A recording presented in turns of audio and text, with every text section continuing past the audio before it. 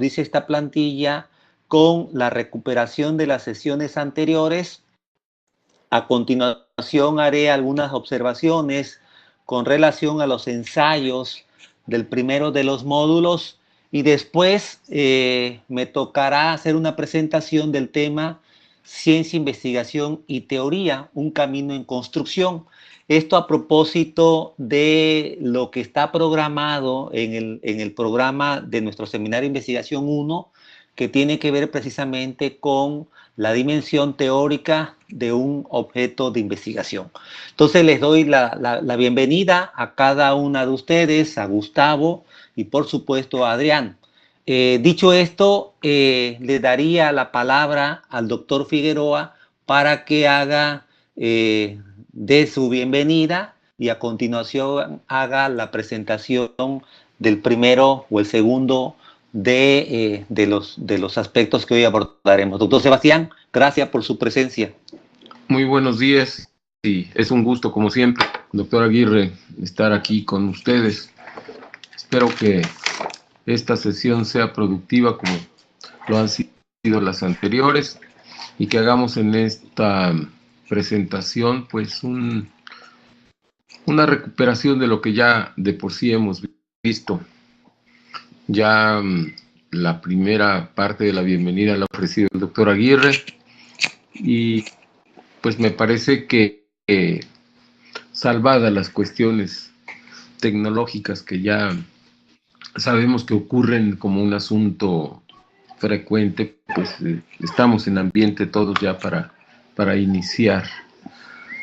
En mi conteo preliminar ya están conectados al menos 7 compañeros y me parece que pues ya tenemos el quórum suficiente como para iniciar. Puesto que además la grabación quedará disponible, pues confiaríamos en que quienes tuvieran alguna dificultad derivada de lo que ya antes mencioné, pues puedan actualizar la información que estará disponible como siempre. Pues bienvenidos todos. Agárrense duro. Vamos a hacer diría que una sinopsis de lo que han sido las sesiones anteriores a efecto de que en esta recapitulación podamos ver cuáles son los aspectos que se han revisado, cuáles los que merecerían quizá algún comentario por parte de ustedes antes de que el doctor Aguirre continúe con la presentación. Se escucha algún ruido de fondo. Tengan cuidado de apagar sus micrófonos si son tan amables. Bueno, nosotros iniciamos por decir que en cualquier proyecto de investigación puede que surja de una idea inicial, y dije puede que sea porque también ya hemos visto en alguna representación que no todos los proyectos de investigación parten de este punto, puesto que se concede que hay quienes han ya hecho uso, aprovechamiento de esa idea preliminar, y es así como se van eslabonando los proyectos para constituir lo que técnicamente conocemos como una línea de generación y aplicación del conocimiento, lo que anteriormente se conocía como una línea de investigación. Pero suponiendo, sin conceder, como dicen los abogados, que hayamos partido de manera preliminar de una idea, pues esto es así como iniciamos el trabajo de investigación. No pareciera de una manera ordenada ni enfocada, sino que como todas las ideas, pues es un asunto que amerita trabajo. Y que por cierto es uno de los recursos para pues generar, digamos, tener algún elemento para fundamentar lo que es un objeto de estudio. No necesariamente todos los objetos de estudio son tan asibles como pudieran ser, por eso es necesario por algunos recursos, y estos pues ya los hemos mencionado. En su oportunidad también hablamos del papel que juega la revisión de la literatura especializada. Y esa revisión de la literatura es algo que hay que hacer una y otra vez a lo largo del camino que implica el desarrollo de la investigación. Comentamos también la necesidad y la importancia de que el trabajo, en este caso del estudiante de doctorado, muestre lo que es el estado de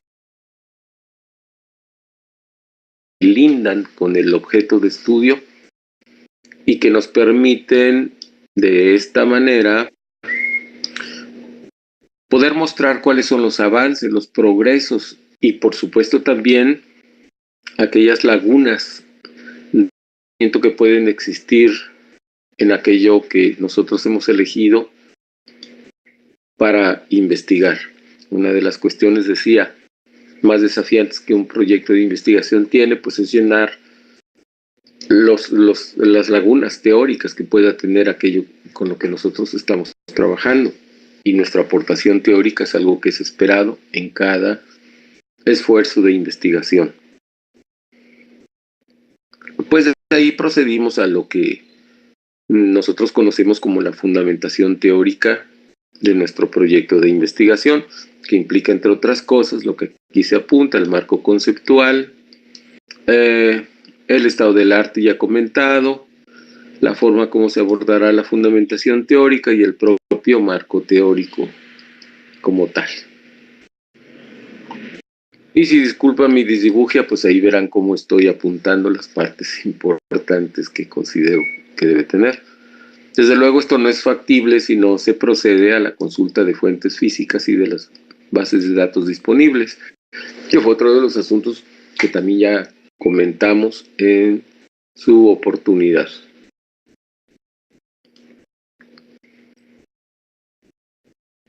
Cuando llegamos al punto de examinar cómo es que se aborda un fenómeno en la parte previa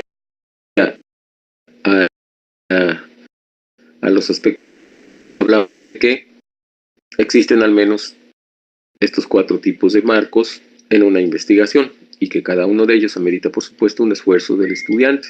El marco contextual, que se refiere al espacio geográfico en el cual se da el fenómeno.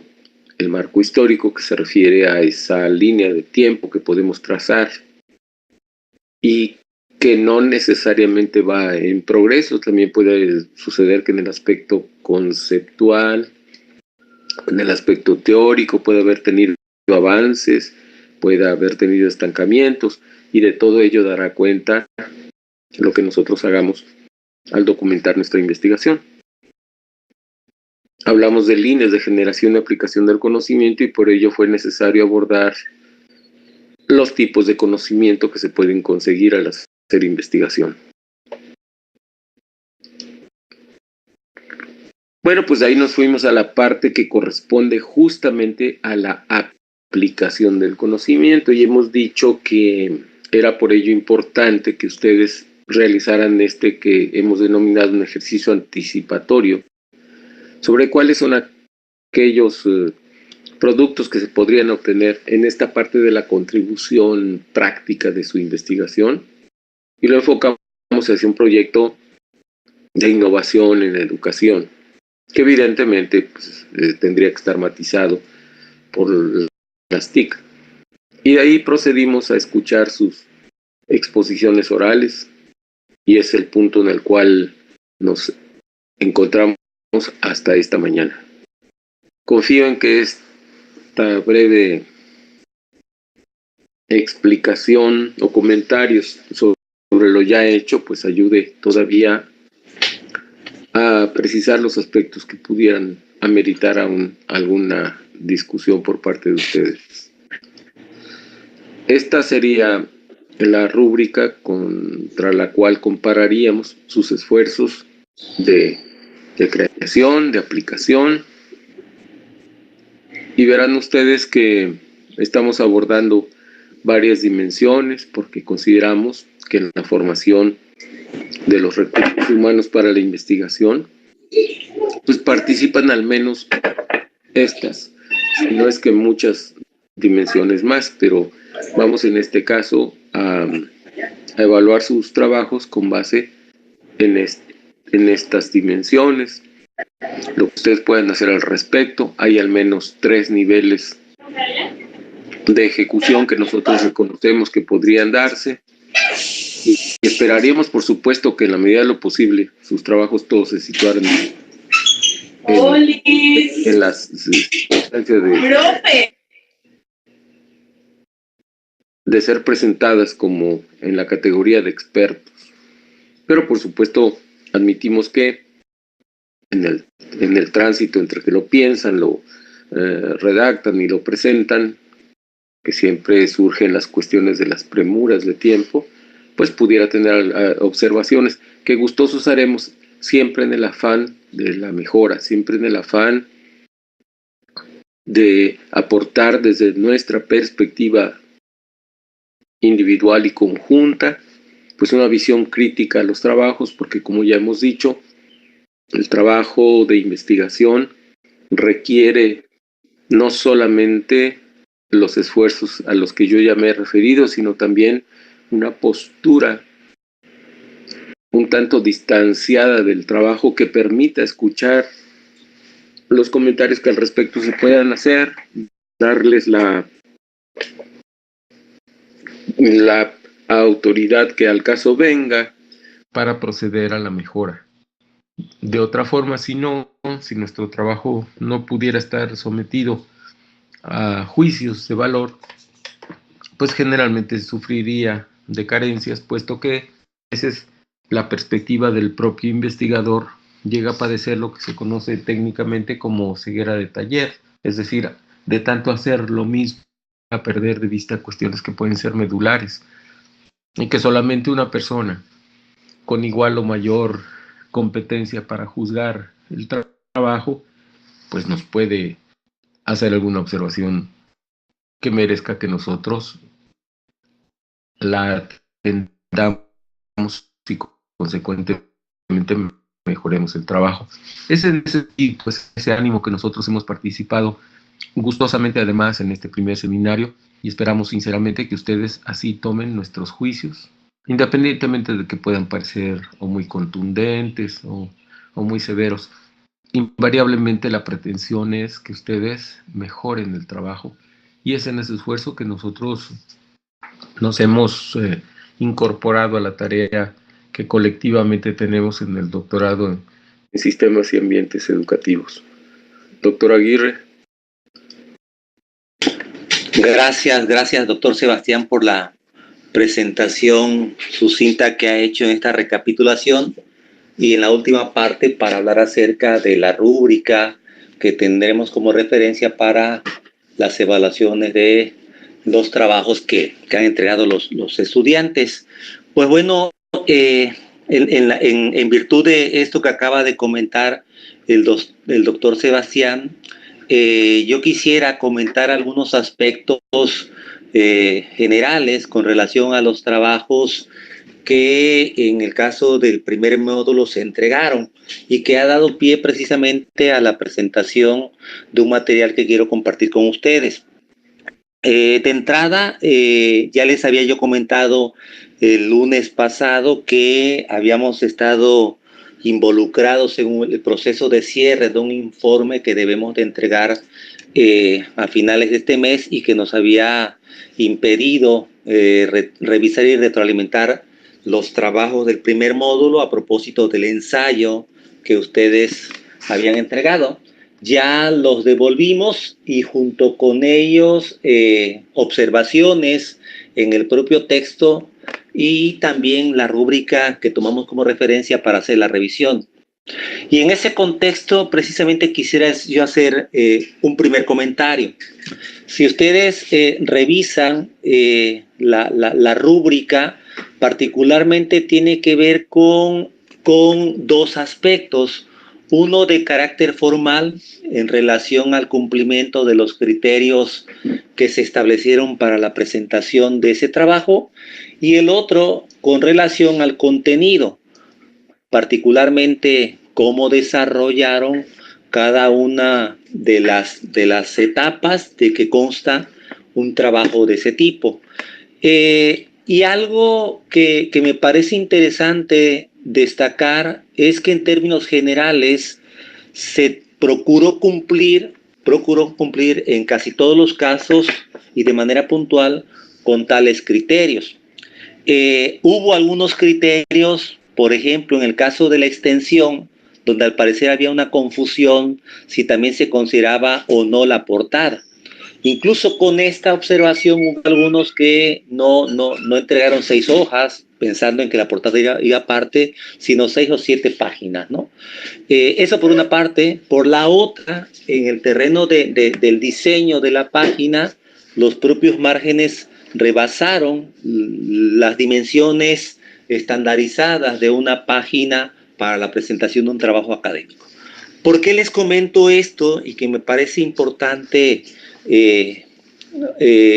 observar, porque recordemos que cuando uno hace un trabajo académico, y particularmente, por ejemplo, lo quiere poner a consideración de una revista para su posible publicación, es imprescindible que se cuiden estrictamente los criterios que establece la revista, porque por una parte el coordinador de la edición de esa revista, por ejemplo, o los propios dictaminadores, lo primero que toman como referencia es si se ha cumplido o no con esos criterios. Entonces, no es solamente el cumplimiento de los criterios en términos académicos, sino en términos de la producción de conocimientos es importante que también se procuren atender las consideraciones editoriales que cada una de las revistas plantean para aquellos autores que deseen publicar con ellos. Eso por una parte. Por la otra, me parece también interesante hacer la observación con relación al uso de los criterios que plantea APA. Sabemos nosotros que hay una edición 2017 que corresponde a la 6ª edición aún, y hay algunos cambios, y esto es importante no perderlo de vista. ¿Por qué? Porque en este grupo estamos estudiando, o están estudiantes que vienen desde formaciones disciplinares diferentes, que el sistema de citación es distinta. En el caso nuestro, y por eso hemos insistido el doctor Sebastián y yo, y entonces APA tiene unos criterios particularmente explícitos que hay que procurar cumplir. Entonces, eso es importante y que tiene que ver con lo que yo planteaba anteriormente. Una publicación, lo mismo puede adoptar APA que algún otro sistema o modelo para citar, o bien crear el suyo propio. Y en ese sentido también hay que atender a esas consideraciones como productores de información que queremos contribuir a través de nuestros artículos a un campo de conocimiento disciplinario. Entonces, estos aspectos no los debemos de perder de vista, y quería yo comentarlos porque en los trabajos observé algo en relación a ello, y quiero precisamente dejarlo aquí sobre la mesa.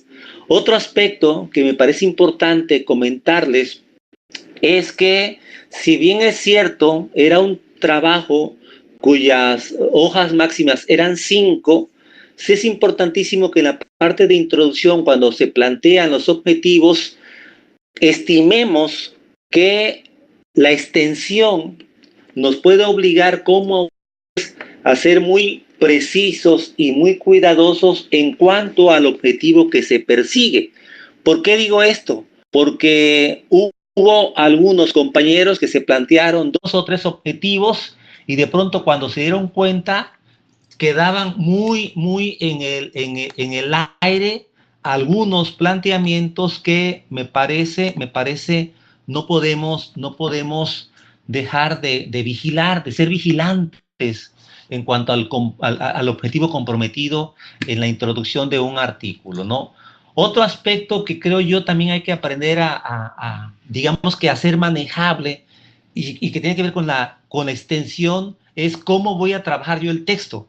Y hubo trabajos donde enlistaron atributos, características, propiedades de algún ángulo del tema que estaban tomando. Y entonces eso les llegó a robar incluso a algunos hasta prácticamente una hoja. Entonces es importante, acuérdense ustedes, y aquí voy apuntando a lo que les voy a presentar a continuación, es muy importante saberse mover en el ámbito de un texto académico a propósito del tipo de artículo o de texto propiamente que estoy elaborando, y específicamente la extensión. Si, por ejemplo, en un artículo nos dicen que uno de los criterios para presentar el resumen son 150 letras, pues es exactamente lo que hago. Si nos dicen máximo en el título y en el subtítulo tantas palabras, eso hago. O bien por caracteres, y eso hago. Entonces hay que aprender a reconocer estos espacios en donde regularmente uno, como productor de información y conocimiento, se mueve porque hay que, como lo he dicho, atender a esas consideraciones. Lo digo porque era un trabajo académico, pero también tiene que ver con esta necesidad de irnos formando en la producción de este tipo de textos. ¿Por qué? Porque a partir del siguiente periodo ya entran de producción, porque van a cursar una experiencia educativa que les va a evaluar precisamente la presentación de un artículo a alguna revista indexada, o bien para participar en algún evento científico, sea nacional o internacional, de prestigio. Entonces es importante, digamos, que ir haciendo una suerte de round de sombras, y por eso me parece importante que les haga estas consideraciones. Dicho esto, me gustaría a continuación preguntarles si hay algún comentario con relación a lo que hemos hablado el doctor Sebastián y yo, él en el caso de la recapitulación que ha hecho de los temas abordados en las sesiones, y en mi caso con relación a lo que apunto en el contexto del primer ensayo que ustedes han entregado como producto del módulo que trabajamos en la plataforma Moodle. ¿Algún comentario? ¿Alguna observación? ¿Alguna pregunta?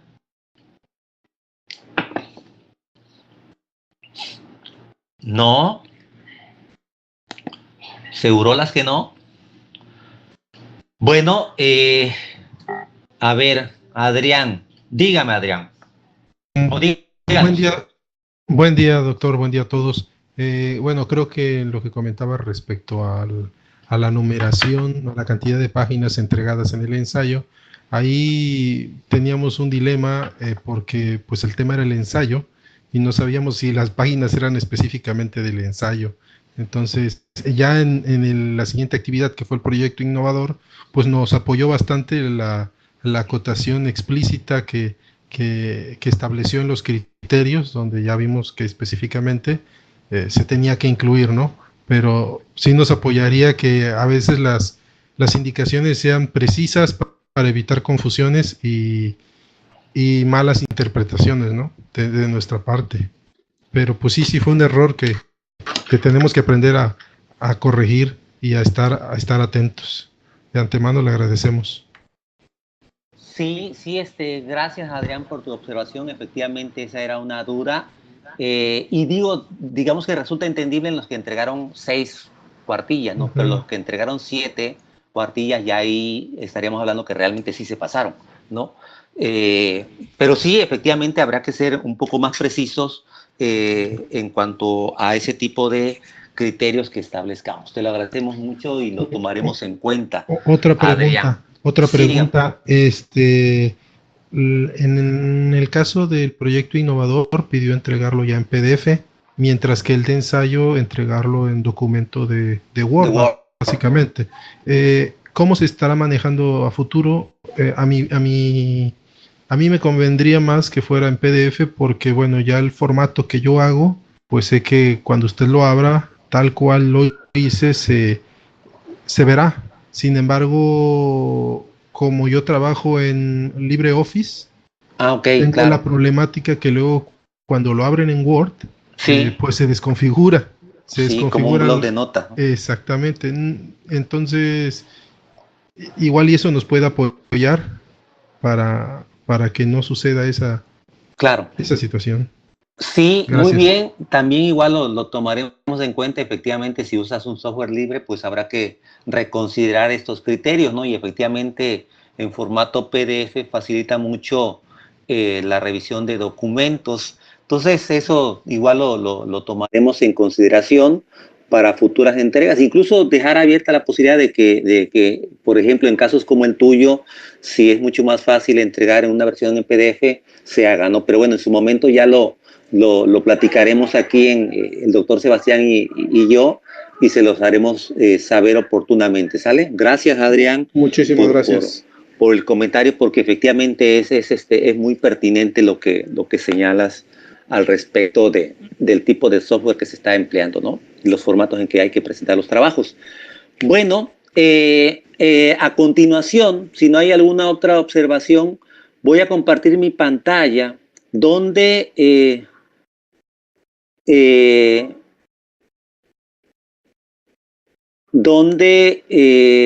tendré la oportunidad de presentarles un material que he preparado precisamente para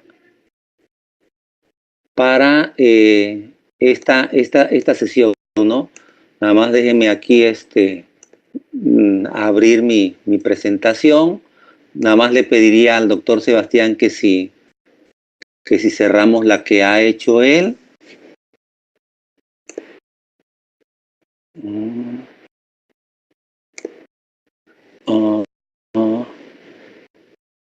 Ok. A ver.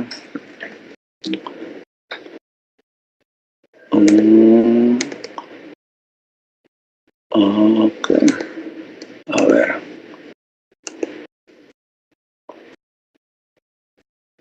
Listo. Ahí ven mi presentación, ¿verdad? ¿Sí la ven? Se ve. Ok. Bueno, tal y como lo había dicho el doctor Sebastián, he preparado un material que le he intitulado Ciencia, Investigación y Teoría, un camino en construcción. Y esto es particularmente importante en el entendido que estamos a punto de cerrar Seminario de Investigación 1, y este ha tenido como uno de sus objetivos primordiales acercarlos al ámbito de la investigación, tomando como referencia las formas de fundamentación teórica que tienen que contribuir desde el punto de vista disciplinario a explicar, a comprender, a entender, a intervenir sobre los problemas o los objetos de investigación que nos estamos planteando. Y seguimos insistiendo en esto porque algo que nosotros en el núcleo académico básico, y particularmente en el caso del doctor Sebastián y yo, nos interesa mucho, es que cada vez más hagamos manejable precisamente el lenguaje propio de las disciplinas donde se encuentra ubicado nuestro programa educativo.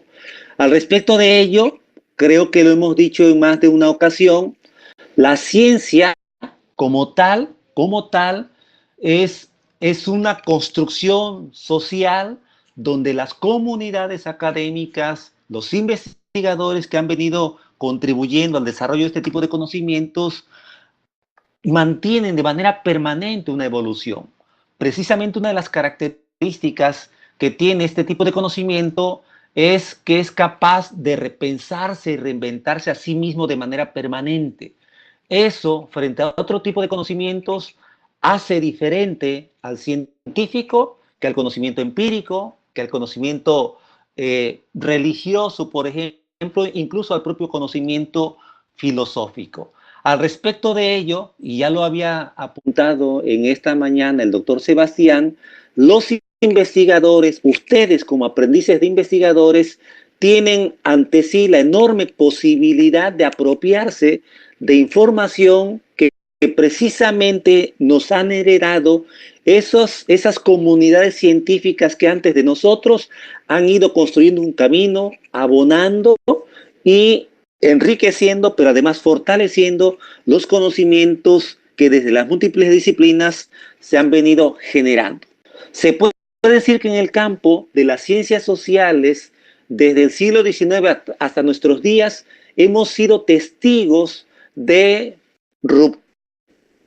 avances que tienen que ver con el conocimiento, sea en la sociología, en la antropología, en la psicología, en la pedagogía, en la educación, en fin, en todos los campos que tengamos como referencia, hay evidencia de este proceso evolutivo que han observado los campos del conocimiento. Y precisamente en el contexto de la formación de este doctorado, ustedes tendrán la oportunidad de contribuir precisamente a el avance del conocimiento en aquellas disciplinas, en aquellos campos donde se ubica el programa educativo y, por supuesto, los objetos de estudio que ustedes vienen trabajando, visualizando en este momento. Dicho esto, es importante no perder de vista que una de las diferencias que precisamente tiene el conocimiento científico es, o son, mejor dicho, aquellos recursos de los que se viene valiendo para poder nombrar aquello que en una realidad práctica observa y estudia. Y aquí hay una particularidad, una propiedad que tiene el conocimiento. El conocimiento ha construido un lenguaje que precisamente hace ordenable, explicable, entendible al mundo y aquellas realidades sobre las cuales estudia. Y en ese sentido, es importante que nosotros, que ustedes, como estudiantes de este doctorado, vayan aprendiendo a distinguir, y esto lo ha dicho en más de una ocasión el doctor Sebastián, que cada concepto se ubica en una perspectiva teórica. Es decir, hay un lenguaje que se ha venido constituyendo en el ámbito de las ciencias que contribuyen para que precisamente el investigador los haga manejable y desde ellos tratar de entender las realidades sobre las cuales desea indagar.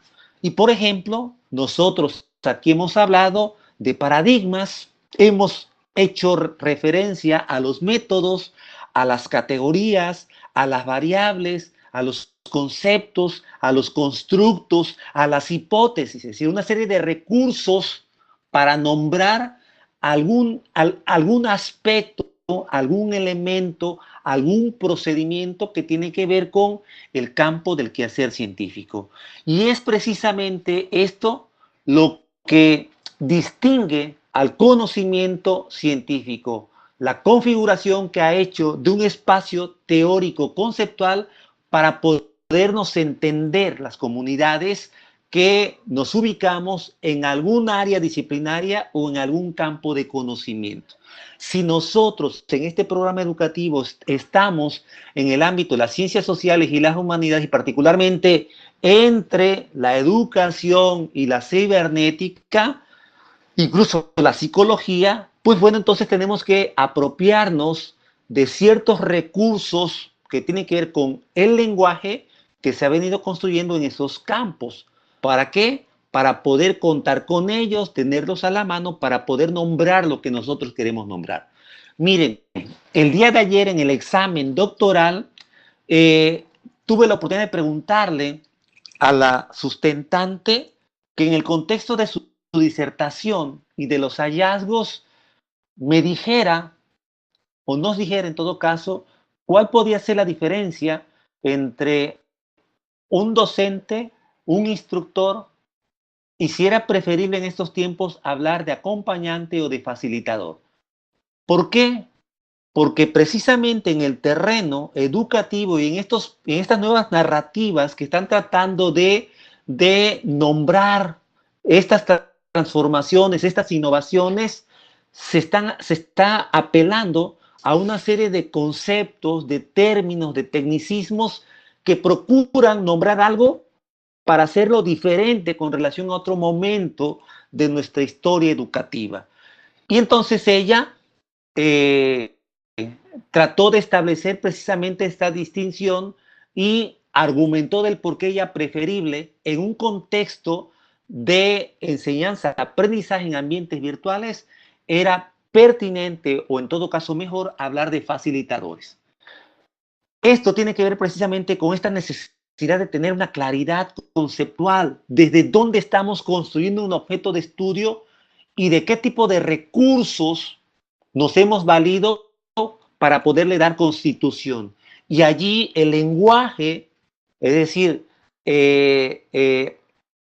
las formas de nombrar la realidad corren por cuenta de disciplinas o de campos de conocimiento que hay que aprender a ser manejables. Al respecto de ello, y eso lo platicaba hace algún tiempo con un profesor, cuando le preguntaban qué entendía por comunicación, él comenzó a dar una serie de propiedades, pero no necesariamente a definir ese concepto. Entonces creo que sí es importante que cuando uno trabaja una definición, porque depende su ejercicio argumental de tener claridad en cuanto a qué es una definición, perdón, qué es un concepto a partir de su definición, distingamos entre una definición, es decir, aquello que explica lo que significa, de aquello que explica los atributos que componen ese concepto. Eso es importantísimo que no lo perdamos de vista. ¿Por qué? Porque precisamente unos son los conceptos y otras cosas son las definiciones. Y eso es importante que nosotros comencemos a darnos cuenta de ello. ¿Por qué? Porque estamos obligados, porque vamos a ser constructores de conocimiento, que vamos a establecer una diferencia a través de nuestro trabajo con otro tipo de conocimientos. Y en la medida que tengamos mayor claridad con relación a los conceptos que empleamos para nombrar nuestros objetos de estudio, en ese momento estaremos dándole mayor consistencia al trabajo que estamos realizando. Entonces aquí, si ustedes pueden leer entre lo que es un concepto y lo que es una definición, finalmente estamos ante dos recursos que tratan de contribuir a aclarar algo. Uno nombra y el otro explica el significado. Y me parece que esa parte es importante que no la perdamos de vista en este momento. Y les voy a decir por qué. Llegará el momento en que hablemos mucho también acerca de los enfoques metodológicos. Y algo que distingue a los enfoques metodológicos es precisamente el lenguaje que han construido los metodólogos en una y otra tradición, que llega a haber diferencias en cuanto a la forma en que están nombrando lo que quieren hacer y cómo lo quieren hacer. Y por eso es importante que ustedes vayan abriendo el horizonte desde donde están entendiendo sus objetos de estudio, porque también cuando lleguen a la parte metodológica van a tener que comenzar a hacerse de un lenguaje que quizá les va a resultar novedoso y lo podemos confundir con un sinónimo, comparando la forma de nombrar su mundo desde lo positivista o desde lo fenomenológico. Entonces es importante que vayamos aprendiendo a distinguir estos aspectos, ¿no? De entrada, en lo básico, una cosa son los conceptos y otra cosa son las definiciones. Ambos son recursos finalmente que como investigadores empleamos. Ahora bien, a lo largo de estas sesiones hemos hecho referencia a constructos. ¿Sabemos qué son los constructos? ¿Sabemos qué son las abstracciones? ¿Sabemos qué son modelos teóricos? ¿Sabemos qué son perspectivas teóricas? Si fueran sinónimos, nos quedaríamos con uno. Lo cierto es que no son sinónimos. Y en esta plantilla que ustedes están viendo, se hace referencia primero a la abstracción, y que dice que es una representación que uno, como sujeto que nombra, crea mentalmente. Es decir, estamos observando y abstraemos de esa realidad y construimos una cierta representación, una cierta imagen. Esa configuración mental tiene que ver con una abstracción, y regularmente es lo que uno como investigador hace y luego procura nombrar, ¿sí? Y eso es importante, y aquí apelaría al doctor Sebastián en su momento para que nos hable más desde su experiencia como psicólogo, porque me parece que sí es importantísimo. Una de las contribuciones que uno como investigador puede vivir es cuando de pronto construye sus propias categorías de trabajo. Y una categoría de trabajo que construimos pasa precisamente por un proceso de análisis y de interpretación de un dato empírico para después abstraer y tratar de construir finalmente un modelo a veces una categoría de trabajo, ¿no? Entonces, sí es importante que lo tengamos bien presente. Y en el caso de constructo, dice, es un concepto provisto de un sentido adicional, haber sido inventado o adoptado de manera deliberada y consciente para un propósito científico especial. Fíjense nada más, dice, concepto provisto de un sentido adicional, haber sido inventado o adoptado de manera deliberada. Y ahí adelantito un ejemplo, pero quiero quedarme con esta idea de lo deliberado y de lo consciente. Nosotros a veces asumimos que un término puede ser un concepto y lo es sin duda alguna, pero a veces podemos asumir que es una categoría y no necesariamente es una categoría. Puede ser un constructo. Y allí caigo en el ejemplo. Dice aquí inteligencia. Puede ser definida desde una concepción teórica, pero además puede ser observada y medida, ya que el aprovechamiento escolar es una parte funcional de la inteligencia. Quiero que ustedes piensen en esto y se den cuenta cuál sería precisamente una diferencia entre un constructo y una abstracción o una categoría o un modelo. ¿Ok? Si es importantísimo esto, les voy a decir por qué y refiero a otro ejemplo. A mí algo que no me cuadra mucho es una expresión que yo la asumo como una suerte de metáfora antes que una categoría, y que es los famosos millennials. Híjole, a mí en lo personal, desde las ciencias sociales y las humanidades, me cuesta mucho trabajo asumir que un término como este está nombrando lo que dice que quiere nombrar. Cuando uno trata de encontrar una definición de lo que es esto, le cuesta un trabajo, porque como tal, me parece que más bien se han hecho referencia a una serie de propiedades y características de este grupo de jóvenes que se ubican más o menos entre los 80s y finales de los 90s. ¿Por qué? Creo yo que aquí hace falta lo que ustedes están haciendo y van a lograr hacer. Investigar empíricamente y no solo teóricamente un objeto de estudio. Bien, a mí me parece que es una suerte de concepto en construcción que puede tener que ver con una suerte de metáfora, decía yo, o de constructo que más o menos están aceptando ciertas comunidades académicas, pero no necesariamente todas. Y que sí, efectivamente, ha sido o adoptado de manera deliberada y consciente con un propósito especial. No sé si científico, pero sí especial, que es tratar de nombrar y hacer asible un fenómeno que sin duda alguna se está observando empíricamente y que se requiere ser investigado.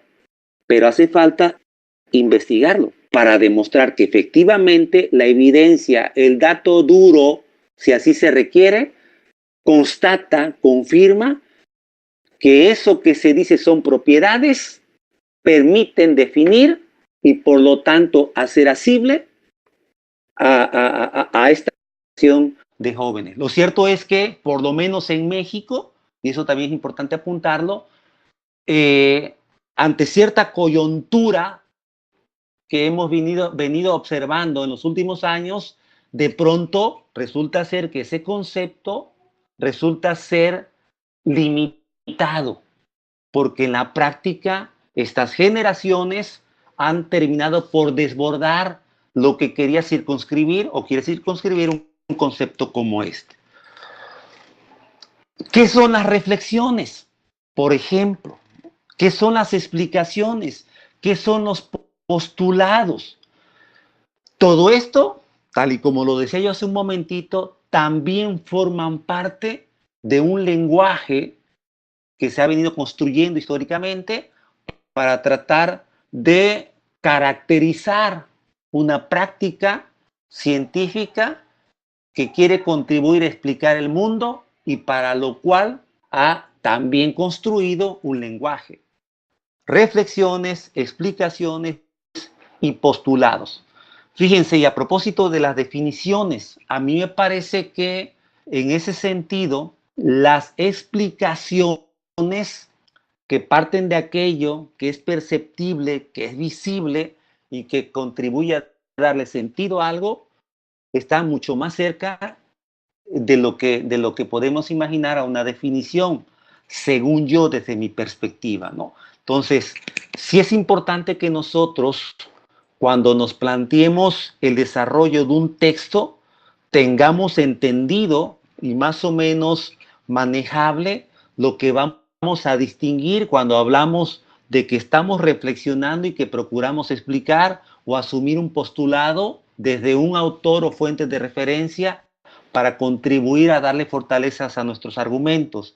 Es importante, ¿no? O sea, las reflexiones, esta capacidad de razonamiento o de racionalidad que nos distingue como especie y que contribuye precisamente a generar estos procesos de entendimiento a través de lo que observamos, abstraemos y que en el menú de posibilidades vamos y tomamos el concepto que según nosotros es el más conveniente para nombrar aquello que estamos nombrando. Entonces, es importante que lo tengamos presente, lo mismo que, y claro, por supuesto, lo mismo que en el caso de postulados, ¿no?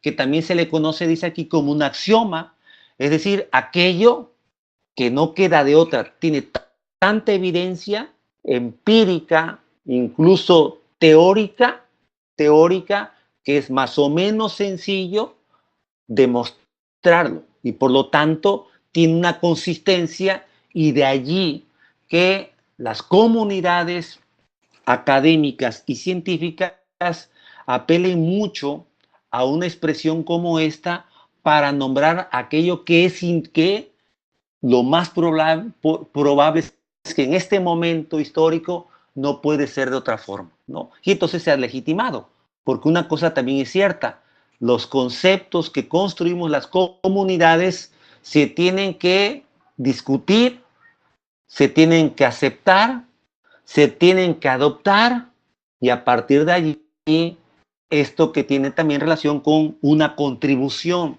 desde nuestro propio quehacer en el contexto de la investigación de algún problema o objeto de estudio. El marco teórico.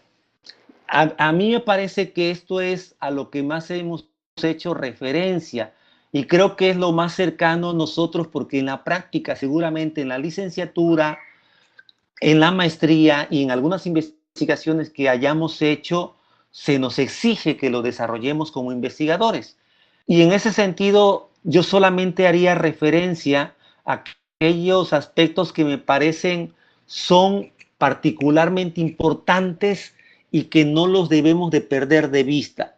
Lo platicaba ya hace un momentito con un amigo que tenía mucho tiempo que no veía y le decía que aquí en el rediseño curricular que estoy coordinando, de pronto algunos nos hemos dado cuenta que tenemos, digamos que algunos problemas conceptuales con cosas que uno esperaría que como académicos lo tuviéramos claramente entendido y más o menos manejable. Lo cierto es que en las reuniones que hemos tenido, las confusiones siguen apareciendo con relación a ciertos elementos que, por ejemplo, tienen que ver con el diseño, con la planeación, diseño y ejecución de un proyecto de investigación. Y me parece que eso suele ocurrir, por supuesto, pero lo más importante es que ocurra menos, ¿no? Suele ocurrir y con ello aprendemos, pero cuanto menos ocurra, siempre estaremos en mejores condiciones de demostrar que tenemos una alfabetización disciplinaria que está contribuyendo precisamente a nombrar de la mejor forma lo que estamos nosotros investigando. Y el marco teórico al respecto tiene una serie de funciones. Dice aquí, primero ayuda a prevenir errores. ¿Por qué? Porque cuanto más leemos, más se amplía el horizonte de comprensión de un problema o fenómeno u objeto de estudio. Cuanto más leemos y conocemos los postulados, las perspectivas, las premisas, las apuestas teóricas que se plantean los autores, mayor claridad tendremos y menos confusiones habrá en nuestro quehacer investigativo. También se dice que orienta la forma de abordar el tema. Fíjense, estaba yo, cuando llegó este amigo, escuchando una entrevista a Humberto Maturana. Y él estaba hablando acerca de las experiencias de ruptura que él cuando era estudiante tenía para comenzar a romper con las certezas que nos caracterizan cuando estamos en un proceso de formación disciplinaria.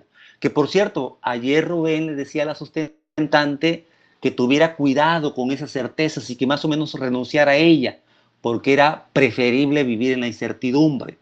Entonces, en medio de esto, el marco teórico contribuye mucho precisamente a orientar esa forma en que nosotros estamos viendo y posteriormente diseñaremos el enfoque desde el cual empíricamente abordaremos el objeto de estudio. En ese sentido, por supuesto, que amplía entonces el horizonte y la mirada que como investigador tenemos. Por lo tanto, es uno de los recursos de los cuales nos podemos valer para alimentar, para fortalecer las hipótesis o supuestos preliminares que podemos tener con relación a el objeto que estamos investigando. Y en ese sentido también, entonces, desde el marco teórico y toda esta forma en que contribuye a entender un objeto de estudio, también suele favorecer la apertura de líneas de investigación.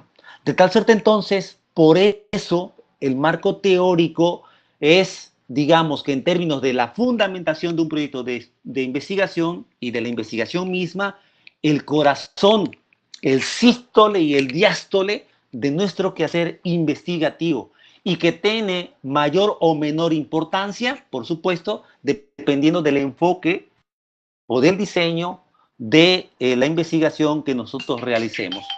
Por lo tanto, sí es importante que tampoco perdamos de vista que hacia el final de nuestra investigación es desde el cual vamos a explicar los resultados en la discusión que de ellos hagamos en nuestra tesis de doctorado, ¿no? Bueno, voy a ir un poco más a prisa, ¿no? Hay algunas cosas aquí planteadas que sin duda alguna ustedes ya las conocen y más o menos las tienen manejadas. Lo hemos dicho mucho y lo apuntaba el doctor Figueroa.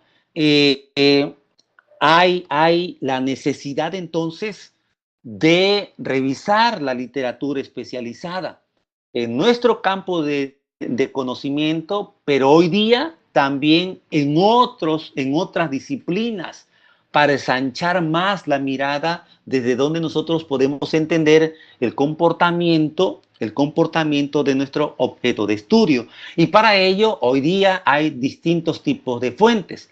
El doctor Sebastián hizo una presentación acerca de la necesidad de entender aquellas fuentes, aquellos recursos que regularmente son legítimos por la calidad que tienen. ¿Para qué? Para precisamente acudir a ellos, revisarlos, consultarnos y apropiarnos de esa información. Hacía referencia hace un instante acerca de las bases de datos una vez más, y yo creo que sí es importantísimo que eso no lo perdamos de vista. Por cierto, en un trabajo académico habrá que ser muy mesurados en cuanto al uso de ciertas fuentes. En lo particular, cuando encargamos trabajos académicos, establecemos una serie de criterios y decimos, a ver, estas fuentes de consulta son intocables. ¿Por qué? Porque no nos funcionan para lo que estamos haciendo. Entonces, es importantísimo acostumbrarse, por ejemplo, en el caso de la Universidad Veracruzana, a la revisión de la biblioteca virtual, repositorio físico, como decía el doctor Sebastiano.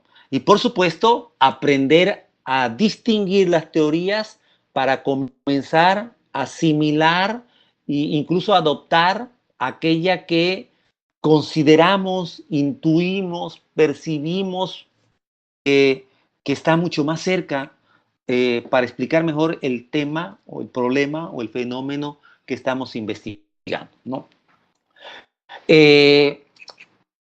Algo que precisamente tiene como papel la teoría y particularmente desde el enfoque positivista es que explicamos finalmente desde ella nuestros problemas, de tal suerte que la teoría en estos casos sirve para ser confirmada en la gran mayoría de las ocasiones, porque finalmente esa es una de las funciones que permite la explicación de un problema, y luego los datos empíricos los analizamos, los discutimos y concluimos a la luz de lo que teóricamente nosotros hemos venido trabajando, pero también empíricamente por el diálogo profundo que tenemos con los problemas y este ejercicio de abstracción que hacemos, de representación que llegamos a hacer a propósito de cómo finalmente modelamos el recorrido para poder explicar un problema de investigación, ¿no? Entonces, eso es importante que no lo perdamos de vista, ¿no? De tal suerte, entonces, diríamos que el lenguaje de la ciencia se acompaña de una serie de recursos que buscan favorecer de entrada el entendimiento y después la forma en que se nombran esos fenómenos que tienen que ver con nuestros objetos de estudio.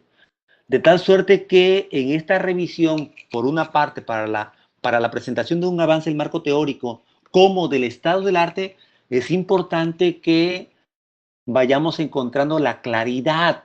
Desde aquellas primeras sesiones, cuando yo les decía, a ver, ¿qué es lo que voy a utilizar yo? Lo decía ahorita el maestro, el doctor Sebastián, para mi marco histórico. ¿Qué tipo de fuentes voy a considerar yo para elaborar mi marco de referencia, mi marco conceptual, el estado del arte, el marco teórico? O sea, existen porque tienen propiedades que las distinguen. Y eso nosotros, los estudiantes de un doctorado como este, tenemos que hacerlo manejable, dimensionar estos atributos y características o propiedades que tienen cada uno para poder resolver el compromiso que es explorar y seleccionar la información. Pero también, por otra parte, para irnos haciendo de un marco conceptual que sea, digamos, razonablemente oportuno para nombrar en este momento lo que estamos queriendo nombrar en esta etapa de planeación de nuestro proyecto de estudio, que por supuesto, tal y como lo decíamos al principio, irá increciendo, irá creciendo, se irá fortaleciendo conforme vayamos avanzando. Por eso, esta presentación al final decía un proceso en construcción. Eso no lo debemos de perder de vista. Desde el momento en que ingresan a este doctorado y hasta que salen, van a estar leyendo, reconstruyendo, replanteando todo lo que finalmente le permite a ustedes hacer más nítido, más claro, tanto en términos teóricos, metodológicos, el objeto de estudio sobre el cual ustedes vienen trabajando. Hasta aquí la voy a dejar. Voy a regresar con ustedes, ¿sale? Para precisamente escucharlos. Si alguien tiene alguna pregunta, adelante, gracias.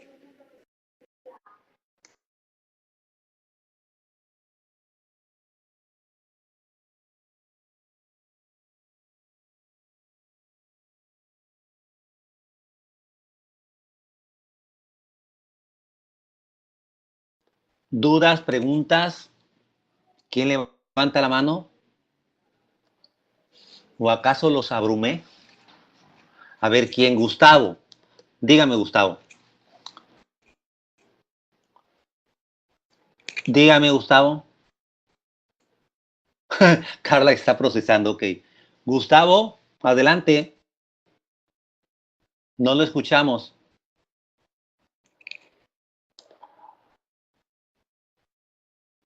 Que tiene, ok. Gracias. Si quieres puedes hacer tu comentario en el chat, ¿sale? Muy bien, bien, buena decisión. Dice Gustavo y se disculpa por ello que tiene problemas con el micro. Entonces no sé si mientras escribe en el chat lo que nos quiere compartir, alguien tiene alguna pregunta. Decía Carla que estaba asimilando lo que se ha presentado. A ver, Paola. Adelante, Paola. Sí, buenos días, doctor, ¿me escucha? Sí. Perfecto, gracias. Buenos días a todos, compañeros. Sí, bastante interesante lo que planteaba, doctor, ahorita referente a justamente a la ciencia, investigación y teoría. Y yo quisiera preguntar algo, no sé si fuera posible, dado que esta es lo que ahorita acaba usted de comentar, corresponde a, obviamente, un aspecto teórico y reflexivo.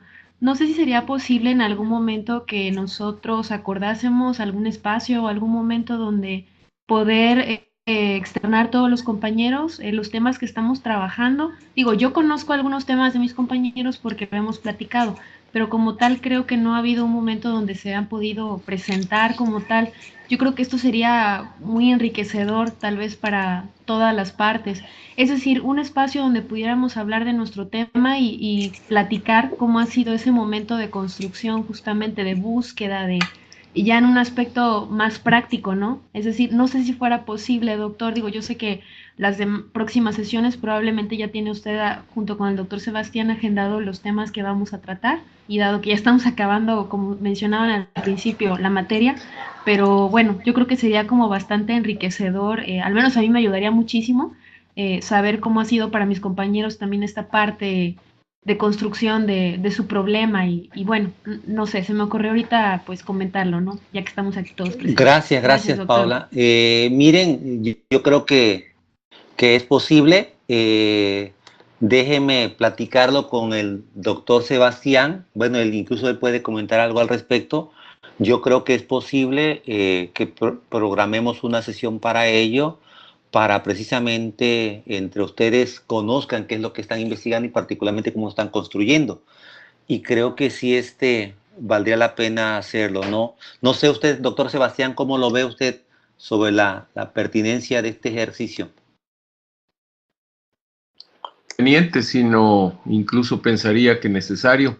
Es cuestión de organización, de que pues lo incluyamos en la programación y de que sobre todo pues nos atengamos a un tiempo específico para hacer las presentaciones pues en aras de que todos podamos participar y no le vería mayor inconveniente. En todo caso lo hablamos por fuera de la sesión y ya les hacemos un planteamiento. Claro que sí, bueno, creo que me sumo a este planteamiento del doctor Figueroa, que sería no solamente pertinente, sino necesario. Y sí, lo platicamos y entonces les pedimos que estén al pendiente, ¿no? Porque igual esto lo resolvemos en este mismo día, ¿no? Un poquito más adelante o el fin de semana. Gustavo allí dice: agradecemos la información, muy enriquecedora y en lo personal me dio mucha luz para lo que tendríamos que hacer. Es bastante amplio y complejo establecer con claridad estas diferencias. Por el momento fue mucha luz, sagrado de destello, pero es parte del proceso. Espero que no haya, no haya sido enceguecedor. No, yo creo que sí, efectivamente es parte de un proceso por el que todos hemos pasado, ¿eh? Así como escuchan ustedes al doctor Sebastián con esa claridad y esa solvencia, pues en algún momento no fue siempre lo que hoy es, sino también fue un estudiante como ustedes, también tuvo sus incertidumbres, sus dudas y también vivió un proceso de aprendizaje. Aquí lo que me parece importante y que creo que tiene que ver con lo que planteaba Paola es cómo aprovechamos el sentido de esta comunidad epistémica no solamente para reconocernos, sino para conocer también qué es lo que se está investigando y cómo entre todos podemos contribuir precisamente a establecer este espacio de entendimiento en el contexto de sus proyectos. Y creo que la otra parte importante es la actitud.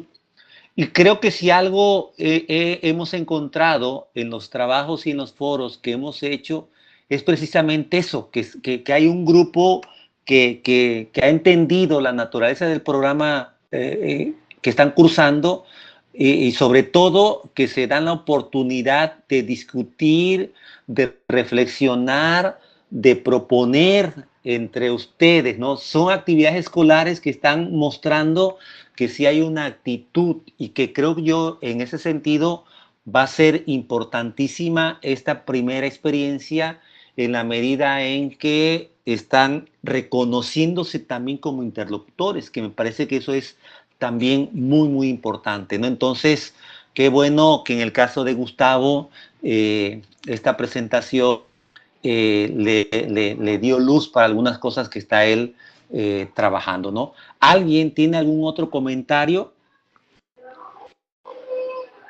¿Alguien? ¿Alguna pregunta? ¿Alguna duda? ¿Alguna inquietud? ¿Alguien? ¿Alguien? ¿No? A ver quién fue. Aquí está. Adrián. Adelante, Adrián. Buen día, doctor. En mi caso me causó, ¿cómo decirlo? Digamos que me sentí aludido en algunos comentarios de los que hizo Sí. en cuanto a las aclaraciones de los trabajos. Siento que yo pude haber cometido muchos de esos errores por desconocimiento o por pensar o creer malamente que algunos de estos términos son sinónimos. Entonces, cuando hablaba en lo que corresponde a docente, profesor, instructor, facilitador, si son términos semejantes, si son diferentes, ¿qué me recomendaría usted para poder yo dilucidar estas diferencias, poder encontrarlas y tenerlas en claro y no cometer errores futuros? Mire, no, fíjese que no pensé en usted, No, yo no digo que usted lo haya dicho por mí. Ok. Que yo me reconozco ok. con deficiencias, a eso me refiero. Mire, fíjese que lo decía Gustavo, ¿no? Este es un proceso de aprendizaje. Yo creo que lo importante es que de pronto usted diga, pues esta parte me hace falta. Mire, sí es cierto, y lo hemos platicado en algún otro momento, ¿no? Llegar a una disciplina que le va a plantear un lenguaje diferente, sí habrá, como dicen algunos, ¿no? Una doble tarea, una doble jornada de trabajo, ¿no?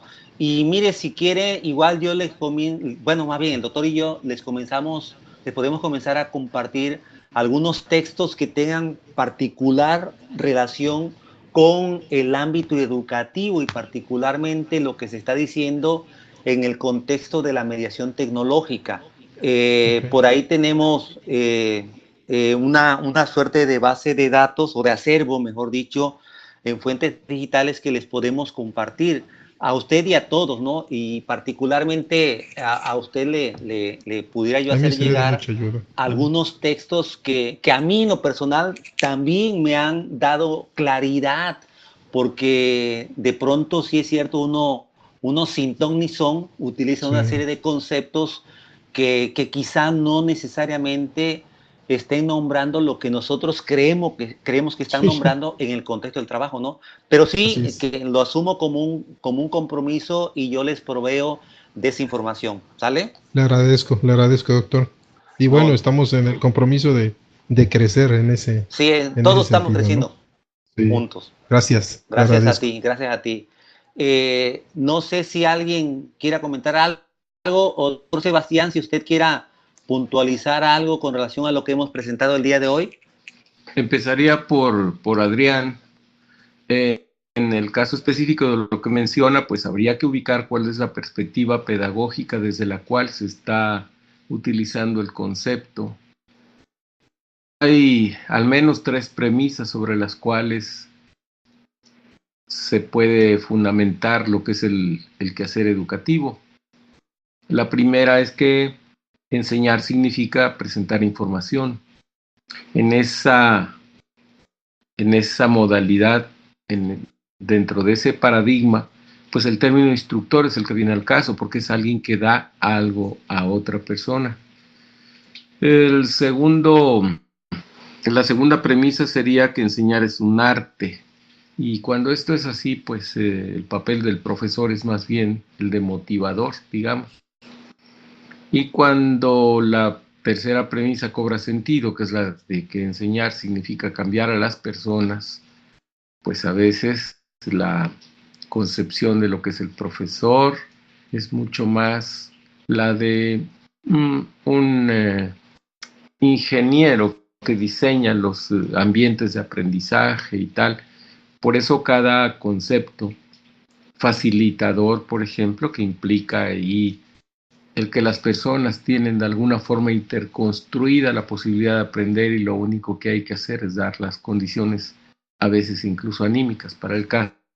Pues cada una de ellas corresponde de suyo a alguna perspectiva teórica sobre lo que es la educación. Hay que atender entonces a la base desde la cual se está proponiendo este tipo de conceptos. A reserva de que, como ya dijo el doctor Aguirre, podamos ampliar en la información que pueda consultar, mi sugerencia es que se ubique desde qué perspectiva teórica es que parten los diferentes conceptos y formas de explicar lo que es la educación, pues para tener una secuencia lógica en el uso de la terminología. Me quiero referir una vez más a lo que en alguna sesión mencioné de lo que es este proceso, si nos vamos a lo que es el principio básico del aprendizaje, de que es un proceso no reversible, pues parece atentar contra este otro principio. Pues cómo desaprender lo aprendido, definitivamente es un desafío. Pero a lo que creo que deberíamos entender por este proceso de desaprendizaje sería liberarnos de los compromisos emocionales que a veces tenemos con los términos que han constituido desde luego nuestra formación, porque al incursionar en el terreno de la investigación con muy alta probabilidad iremos descubriendo que hay nuevas perspectivas, aportaciones a lo que ya existía e incluso el derribe de los muros teóricos sobre los cuales se había edificado en el pasado alguna postura. Es relativamente frecuente y cuando no estamos listos psicológicamente, diría, para el caso, pues algo muy contundente. Va de la mano con otras cuestiones. Por ejemplo, el encontrarse con que ciertos constructos, que pues desde luego en su propia denominación tiene la idea de que es algo construido, pues han evolucionado a lo largo del tiempo y hay además detalles de grano fino que el investigador está obligado a examinar para ubicar una perspectiva teórica y decir, pues independientemente de que en términos amplios hay 4 o 5 corrientes dentro de esto, pues la que yo elegiré para mi trabajo de investigación, pues será esta, a veces por conveniencia propia, y se identifica muy claramente cuando se escribe para efectos de esta investigación, el concepto de tal se entenderá y se describe, se define conceptual y operacionalmente. Mientras les escuchaba, el doctor hablaba del examen en el cual participó ayer, mientras yo simultáneamente lo estaba en una conferencia múltiple impartida a nuestros estudiantes de la licenciatura en psicología de la experiencia educativa de métodos de investigación, hablando de cuestiones referidas a metodología y a instrumentación de manera indistinta. Y, por ejemplo, se invocaba el constructo de inteligencia como la base para una discusión. Si preguntara a todos los presentes qué cosa es la inteligencia, supongo que podría obtener de cada uno una definición tan precisa, pero a la vez tan dispar, que podríamos tener tantas definiciones como personas estamos participando en esta conferencia. Lo cierto es que la inteligencia como materia no es algo asible, es más bien un ente gaseoso que no está ubicado en ninguna parte. Es necesario construir algo que le dé sentido, dirección y sobre todo posibilidad de ser medido. Y esto es lo que hace la diferencia con otro tipo de constructos. Sin embargo, también aquí cabe el contraponer el conocimiento que viene del sentido común al conocimiento que viene del método científico específicamente. Si preguntáramos a cualquier persona que no hubiera pasado por este filtro tan preciso que es la educación superior, que es la inteligencia, pues alguno la asimilaría, por ejemplo, a la posibilidad que tienen algunas personas de ejecutar operaciones matemáticas a una velocidad asombrosa, que lo hace tan notable que nadie dudaría en decir que una persona que hace esas operaciones, pues es inteligente. Sin embargo, un estudioso de este fenómeno diría, no, eso se llama razonamiento matemático. Y alguno diría que es parte de la inteligencia, pero que no lo es todo, y que tampoco es un indicador fiable, puesto que sabemos que existen lo que en francés se conoce como idiot savant, es decir, un idiota genio, aquellos que pueden hacer operaciones prodigiosas, pero que son incapaces de conducirse socialmente de un modo razonable, apreciable, estadísticamente normal. ¿Qué quiere esto decir? Pues que el investigador necesita fincar una base sobre la cual va a montar su estudio, porque no es posible que entienda con inteligencia lo que piensa una persona, de lo que piensa otra más, y en fin, necesita fijar una postura, y para ello es necesario pues que se allegue de información confiable, que la analice y que finalmente tome la decisión de qué cosa va a entender, en este caso, por inteligencia. No habría que olvidar que en el pasado la medición de la inteligencia llegó a asociarse a puntajes en una prueba, de tal manera que lo que conocemos como coeficiente intelectual, pues parece ser como la prueba reina para determinar que alguien tiene más o menos inteligencia que otra persona. Eso todo está en cuestión de alguna forma, y las pruebas mediante las cuales se mide la inteligencia han cambiado en cuanto a los indicadores de los que se sirve, han cambiado su construcción, se someten a pruebas de validez y de confiabilidad, se estandarizan, etc. No es ocioso el trabajo, lo es porque la materia objeto de estudio en algún sentido no es tan asible y es necesario llegarse a elementos cada vez más fiables para podernos acercar a ella. Y así como esto, muchos de los constructos que nosotros cotidianamente utilizamos, dando por sentado que hablamos de lo mismo, pues meten en grandes confusiones a la hora de tener que probarlos. De la mano con eso, por si la cuestión no fuera suficientemente compleja, pues tenemos dos tipos de escritura en lo que a lo lingüístico se refiere. Nosotros estamos acostumbrados a utilizar un tipo de escritura libre que, entre otras cosas, puede buscar conmover al lector, en la escritura que se conoce genéricamente como extásica, que generalmente es el tipo de charla que también sostenemos cuando hablamos de lo que nos ocurre, cuando hablamos de aquello que nos impacta, que nos conmueve y en fin. ese tipo de escritura intenta conmover al lector. Pero el tipo de escritura que aceptamos en las comunidades epistémicas en las que nos desenvolvemos, nos exige el que hagamos uso de aquella conocida como euplástica, es decir, aquella que busca convencer al lector. Y aquí lo que necesitamos es una argumentación arropada, entre otras cosas, en ese tipo de cuestiones que hacen tangibles los constructos teóricos. No tener un elemento de factibilidad para medir, para evidenciar, para probar su existencia en grandes carácter científico. Por ello es que el teórico cobra un sentido fundamental. Es cierto que la elaboración de un marco teórico se ha llegado a pervertir tanto que para los estudiantes en general, no los de doctorado, por supuesto, consiste única y exclusivamente de llegarse a una gran cantidad de información, colocarla, describir lo que cada autor dice y se considera que el asunto ya está zanjado y vamos a otro asunto.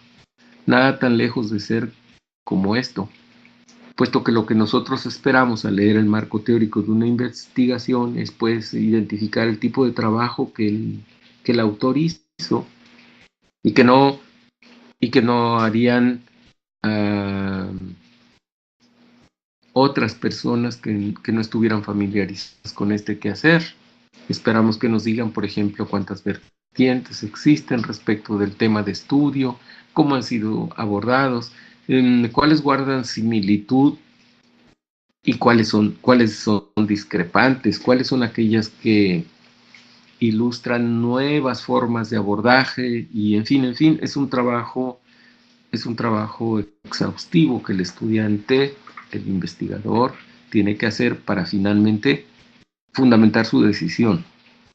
¿Por qué la inteligencia va a ser definida operacionalmente como el puntaje en una prueba y no en, por ejemplo, la exposición a una tarea compleja que las personas tienen que resolver y que a su vez está graduada y en fin?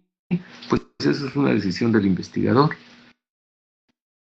que como todo pues podría ser puesto en cuestión, pero que fundamenta a lo largo de ese gran ensayo que es el marco teórico.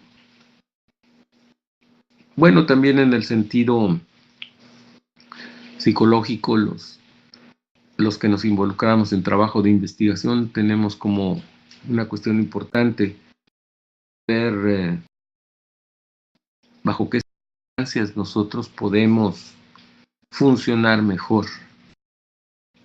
Hay por lo menos dos tipos de escritores, llamémosle así, o de compositores de textos científicos. Aquel que se conoce como monotónico, que es el que necesita concluir la tarea que inició para luego proceder a otra, como también existe el tipo politónico, aquel que trabaja en varios asuntos de manera simultánea. Sea cual sea el estilo, sea cual sea el tipo al que obedezca nuestra forma de ponernos en condición para escribir, parte de ese gran trabajo del que hablo es justamente observarnos y ver bajo qué condiciones funcionamos mejor para sumergirnos en este tipo de tareas. Pues bueno, ya este sería un asunto que meritaría una intervención más amplia, pero no es mi intención abrumarles con este tipo de cuestiones, son más bien como comentarios respecto de lo que ya fue dicho anteriormente. Doctor Aguirre. Gracias, doctor, por su intervención. Sin duda alguna permitió aclarar algunos aspectos que sin duda alguna son importantes que tengamos presentes, ¿no? Y por ahí en el chat les decía a los estudiantes que se habían escuchado el apunte que hizo, ¿no? De cómo se había pervertido el marco teórico en el caso de los estudiantes de licenciatura, que no de doctorado, ¿no? En el caso del doctorado sí somos muy vigilantes y ustedes también tendrían que serlo de ese tipo de ejercicios de fundamentación, ¿no?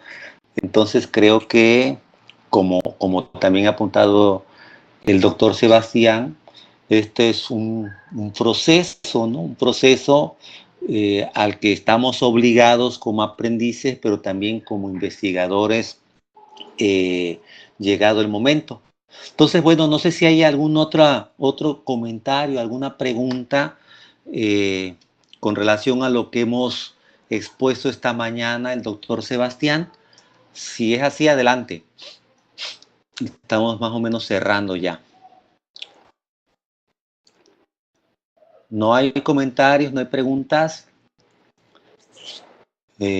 Bueno, si no hay preguntas o comentarios, estaríamos más o menos dando por cerrada la sesión de esta mañana.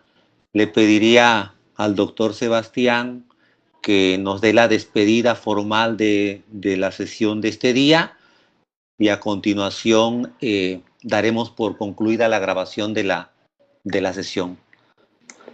Doctor Sebastián, adelante, si tiene usted a bien.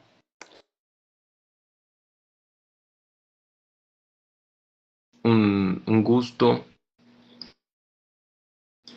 estar aquí, compartir con ustedes sus impresiones, mostrarles algunas facetas de lo que es la tarea de investigar y desde luego experimentar la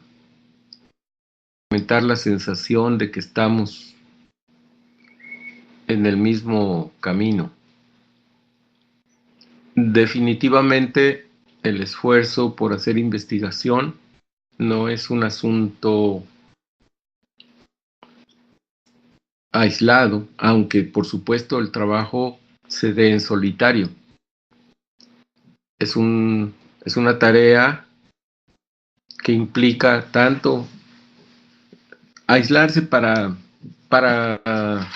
sobre todo consultar las piezas de investigación, las teorías de las cuales parte el abordaje de objetos de estudio, pero también es comulgar en intereses en espacios como este que están diseñados a propósito para intercambiar impresiones, para fijar posturas, para en su caso modular las formas de ir construyendo nuestros propios proyectos de investigación. Eso es lo que da base a actividades ya muy conocidas por todos, como son los coloquios, como son los seminarios, las conferencias, los congresos, cuyos objetivos son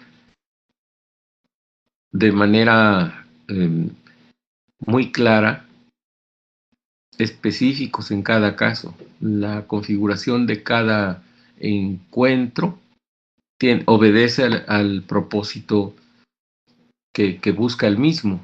Y ese es el caso de este seminario, que como ya comentaba en un principio, invoca en su etimología que este es un semillero, y lo es definitivamente de ideas de investigación, y en el mejor de los casos, de establecimiento de bases para el desarrollo de un proyecto de investigación que pueda ser exitoso al ser presentado ante la comunidad epistémica que lo ha de valorar. Felicitaciones por su compromiso, por su entrega a esta tarea, por su dedicación, y desde luego pues esperamos llegar a buen puerto hacia el fin del seminario al examinar los productos derivados de esta tarea colectiva. Buen día a todos. Gracias, doctor. Pues bueno, yo creo que con estas palabras del doctor Sebastián podemos dar por concluida la sesión de esta mañana. Reitero las disculpas por este error técnico en el horario. Como le he dicho a Rocío, bueno, estará la grabación. Yo espero que antes de las 3 de la tarde se las pueda hacer llegar para que la consulten. Y con relación a la sesión donde puedan presentar sus anteproyectos, por supuesto que se los haremos llegar con tiempo. Gracias, y en este momento dejo de grabar la sesión de esta mañana. Me despido de ustedes deseándoles bonito fin de semana y estamos en comunicación permanente. Saludos, saludos a todos, y como siempre, doctor Figueroa, un placer haber compartido este espacio con usted. Un abrazo y bonito fin de semana. Igualmente, hasta luego.